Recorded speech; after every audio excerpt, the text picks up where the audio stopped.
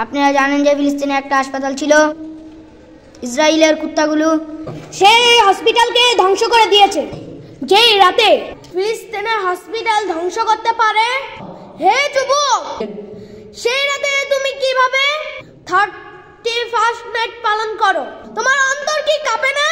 তোমার কি মুসলমানের জন্য মায়া লাগে না? তুমি কবে ঠিক হবে? তুমি কবে ইহুদের ভেষ ছাড়বে? তোমার অন্তরে কি মায়া লাগে না? হে যুবক, তুমি কিভাবে পারো? যেখানে মুসলমানের বুকের উপরে বোমার পরে বোমা মারতেছে, তুমি সেই দিনটাকে কিভাবে আনন্দ উদযাপন করতে পারো তুমি?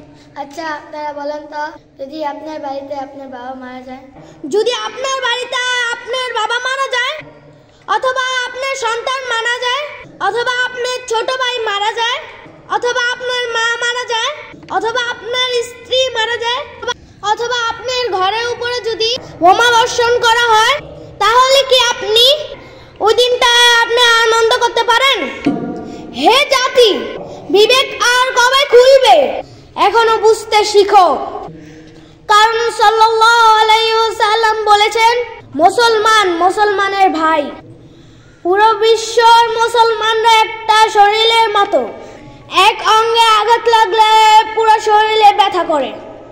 সুতরাং ফিলিস্তিনের মুসলমানদের যদি এত কষ্ট, তুমি সেই দিন কিভাবে তুমি 31st নাইট পালন করো? আল্লাহ সবাইকে বোঝার তৌফিক দান করুক। 31st নাইট পালন করা হারাম, হারাম, হারাম। মুসলমানরা 31st নাইট পালন করতে পারে না, পারে না, পারে না, পারে না। তোমাদের পারলে তোমরা এই কাজ করো না, আল্লাহর বাস্তে এবার ছেড়ে দাও। তারপরেও কি আপনারা পালন করবেন? আপনাদের লজ্জা হবে না? আপনারা এত নির্লজ্জ কেন? প্লিজ আপনারা ফিনার পালন করেন না, প্লিজ আপনারা ফিনার পালন করেন না।